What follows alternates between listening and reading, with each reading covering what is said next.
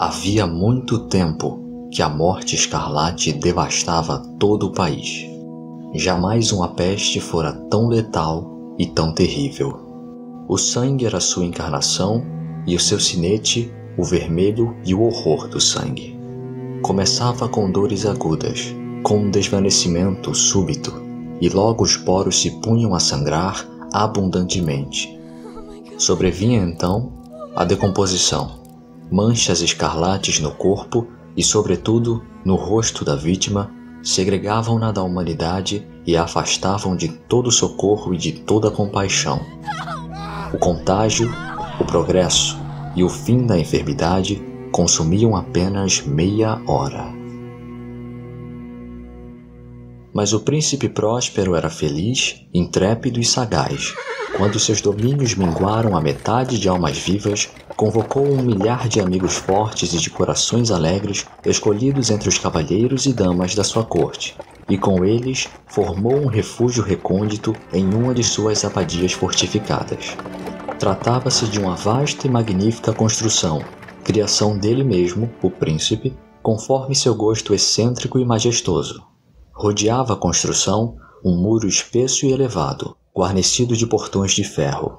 Uma vez transpostos os muros pelos cortesãos, estes se serviram de fornalhas e de vigorosos martelos para soldar os ferrolhos. Deliberaram entrincheirar-se contra os súbitos impulsos ou os desesperos provenientes do exterior e lacrar todas as saídas aos frenesis do interior. Que o exterior se arranjasse como pudesse. De sua feita, seria uma loucura afligir a alma com meditações sobre a peste. A abadia estava amplamente abastecida. Graças a tais cuidados, os cortesãos poderiam enfrentar o contágio. O príncipe havia fornido aquele refúgio com todos os meios prazerosos. Havia bufões, improvisadores, bailarinos, músicos, formosuras de todas as espécies. E havia também o vinho. Todas essas belas coisas havia no interior, além da segurança. Lá fora, disseminava-se a morte escarlate. Foi ao fim do 5º ou 6º dia em seu refúgio, enquanto a peste fazia grandes estragos além das muralhas, que o príncipe próspero proporcionou aos convivas um baile de máscaras da mais insólita magnificência. Que quadro voluptuoso era o baile de máscaras! Permitam-me descrever os salões onde o festim ocorreu. Havia uma série de 7 salões imperiais. Em muitos palácios, esta série de salões forma amplas perspectivas, em linha reta quando as portas se descerram de par em par, de tal forma que a vista penetra até o fundo sem qualquer obstáculo. Aqui, o caso era assaz diferente, como se era de esperar da parte daquele duque e de sua inclinação pelo bizarro. Estavam as salas dispostas de forma tão irregular que a vista não poderia compreender senão um salão de cada vez. Ao término de um espaço de 20 ou 30 jardas, via-se uma brusca curva, e a cada esquina o ambiente assumia um aspecto diferente. À direita e à esquerda, e ao meio de cada parede, uma alta e estreita janela gótica abria-se para um corredor fechado, que seguia a sinuosidade dos cômodos. Cada janela era guarnecida de vitrais, cujas cores harmonizavam-se com a tonalidade dominante da decoração do salão para o qual se abria. O que ocupava a extremidade oeste, por exemplo, era decorado de azul e os vitrais eram de um azul vívido. O segundo dos salões era decorado e guarnecido de cor púrpura, e os vitrais eram igualmente purpúreos. O terceiro era completamente verde, e verdes eram também as janelas. O quarto, alaranjado, estava iluminado por uma janela de igual cor.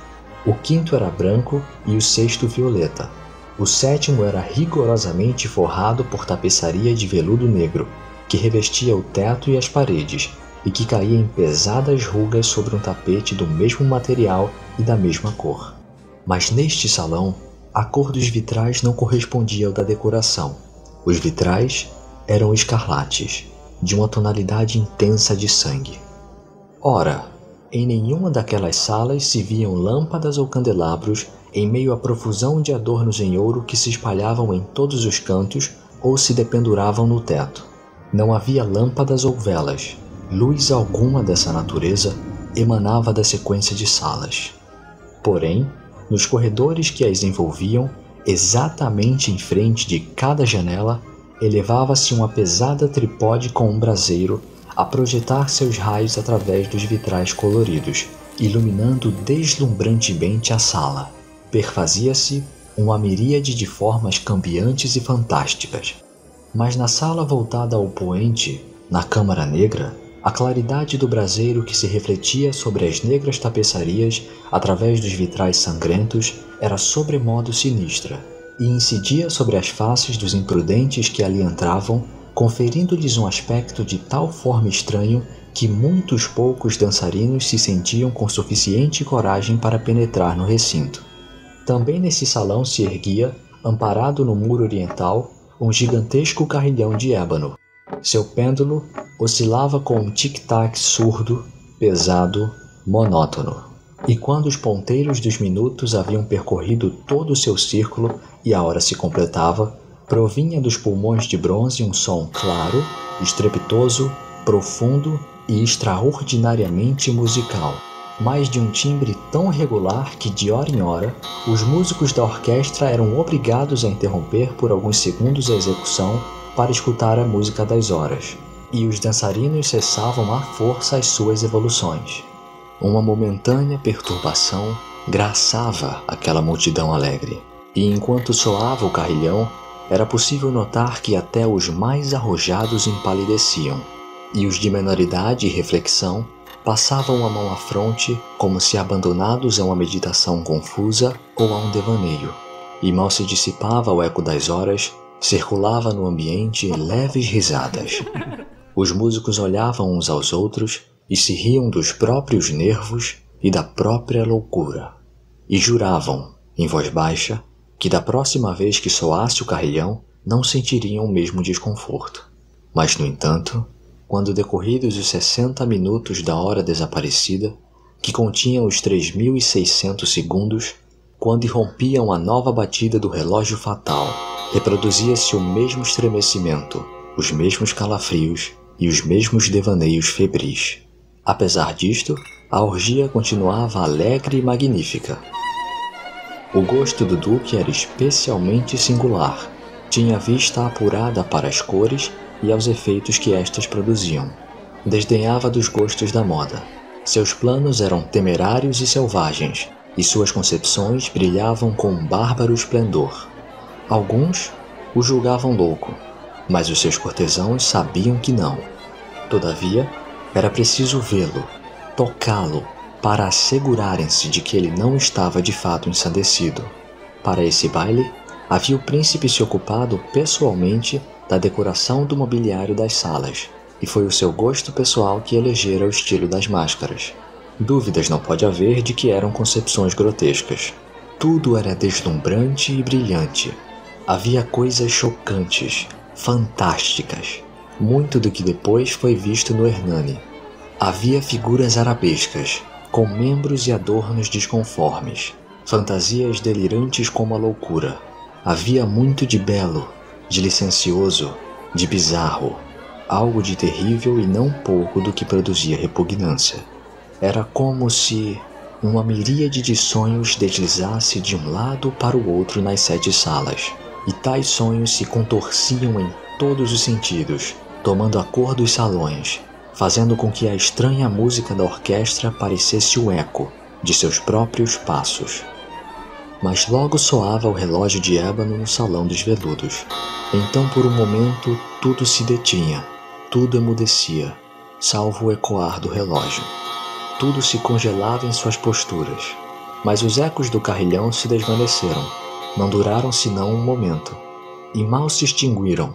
As gargalhadas, mal reprimidas, ecoavam por todos os cantos, e a música voltava a tocar, reavivando os sonhos. Aqui e ali, os dançarinos retomavam as evoluções, mais alegres do que nunca. Porém, no salão do extremo ocidental, não havia máscara alguma que se atrevesse a penetrar, porque a noite declinava.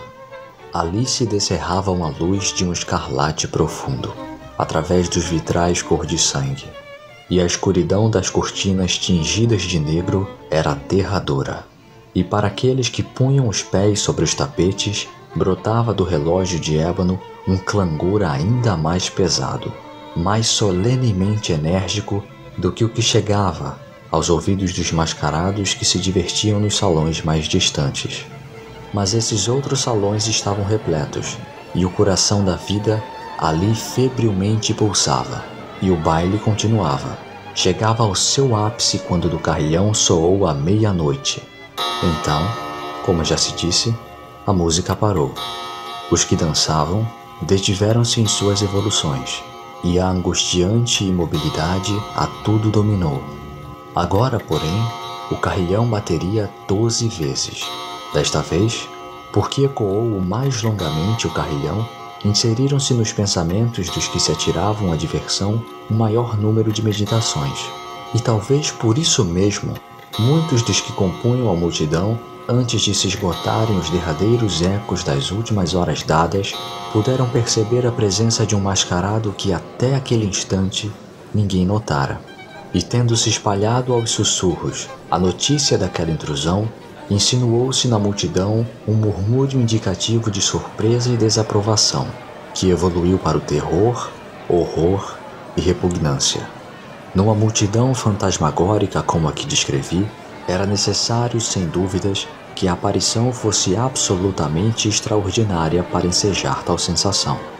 A licenciosidade carnavalesca daquela noite era realmente quase sem limites, mas a personagem em questão havia transcendido a extravagância de um Herodes e ultrapassado os amplos limites do decoro que o príncipe estabelecera. Há nos mais temerários corações cordas que não se deixam tocar sem emoções. Até entre os depravados, para quem a vida e a morte são igualmente um brinquedo, há coisas com as quais não se pode brincar. Os convivas pareciam sentir profundamente a inconveniência dos trajes e da conduta do estranho. Era ele alto e delgado. Estava envolto com uma mortalha funerária da cabeça aos pés. A máscara que lhe ocultava as faces reproduzia fielmente o semblante de um rígido cadáver, que em um exame apurado teria dificuldades em perceber o engano. Ora, aquela frenética multidão bem poderia tolerar e mesmo aprovar aquela desagradável figura, acaso o mascarado não tivesse adotado a representação da morte escarlate.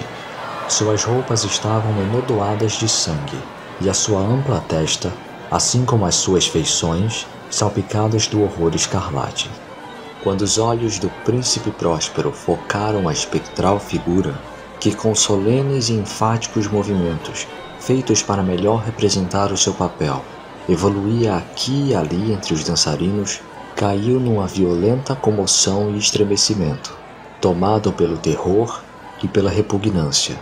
E segundos depois, sua fronte turvou-se de ira. "Quem se atreve?" perguntou com voz rouca aos cortesãos que o rodeavam. "Quem ousa nos insultar com esta ironia blasfema? Segurem-no e desmascarem-no, para que saibamos a quem iremos enforcar nos altos das ameias ao amanhecer." Encontrava-se o príncipe Próspero, ao pronunciar estas palavras, no salão oriental, ou câmara azul, e a voz do príncipe Próspero ressonou potente e clara pelos 7 salões, pois o príncipe era um homem impetuoso e forte, e a música havia cessado a um gesto de sua mão. Estes fatos ocorriam no salão oriental, sendo o príncipe ladeado por um grupo de pálidos cortesãos. No início, enquanto falava o príncipe, o grupo se movimentou levemente na direção do intruso, que esteve por um momento quase ao alcance de suas mãos, mas que agora, com passos firmes e majestosos, se acercava cada vez mais do príncipe. Mas em razão do indefinível terror que a audácia do mascarado havia inspirado em todos aqueles que ali se reuniam, ninguém estendeu a mão para agarrá-lo, mesmo quando sem qualquer obstáculo passou a 2 passos da pessoa do príncipe. E tanto que a mesma assembleia, como que obediente a um só movimento, recuou do centro do salão às paredes. O mascarado seguiu sem interrupção seu caminho, com os mesmos passos solenes e bem medidos com os quais desde o início se distinguira, passando da sala azul à púrpura. da sala verde à alaranjada, e desta à branca, e da branca à violeta, sem que houvesse quem o detivesse. Então o príncipe Próspero, tomado de ira e de vergonha pela covardia momentânea, precipitou-se através das 6 salas sem que ninguém o seguisse, porque um temor mortal se apoderara de todos os convivas. Brandiu um punhal e se aproximou a uma distância de 3 ou 4 passos do fantasma que se retirava, quando este último, ao se aproximar da sala de veludo, voltou-se bruscamente, afrontando aquele que o perseguia. Ecoou um grito agudo e o punhal caiu como um relâmpago sobre o tapete fúnebre, onde o príncipe Próspero tombou, morto instantaneamente. Então, invocando a frenética coragem do desespero, a multidão de mascarados precipitou-se à sala negra e, agarrando-se ao desconhecido, que se mantinha imóvel e ereto como uma grande estátua à sombra do carrilhão, viu-se presa de um terror inominável, ao perceber que não havia forma tangível alguma sob a mortalha e sob a máscara cadavérica. Todos reconheceram, então, que ali estava presente a Morte Escarlate. Ela se insinuara como um ladrão noturno, e todos os convivas tombaram um a um nos salões das orgias, manchados de sangue, morrendo na mesma postura desesperada em que desabaram. E a vida do relógio de ébano se extinguiu com a do último daqueles seres silenciosos, e murcharam as chamas dos braseiros, e as trevas, e a ruína, e a morte escarlate deitaram sobre todo o seu ilimitado domínio.